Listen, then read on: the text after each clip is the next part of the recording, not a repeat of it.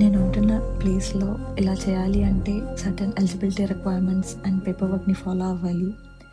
అవన్నీ లాస్ట్ వీడియోలో కంప్లీట్ చేసుకొని now I'm all eligible for doing this. నా లైఫ్లో ఈ పర్సన్తో నాకు అసలు మెమరీసే లేవు. గోయింగ్ బ్యాక్ విత్ లైఫ్, నాకు తన వాయిస్ తెలీదు, తన టచ్ తెలీదు, తనతో ఎలాంటి మూమెంట్స్ లేవు. బట్ నా నవ్వు, నా పోలికలు, నా హ్యాబిట్స్, నా కోపం అంతా ఒక మిర్రర్ లాగా I reflect her in my life అని అందరూ అంటారు. తనే మా నానమ్మ. 18 years బ్యాక్ మమ్మల్ని వదిలేసి వెళ్ళిపోయింది. She had cancer.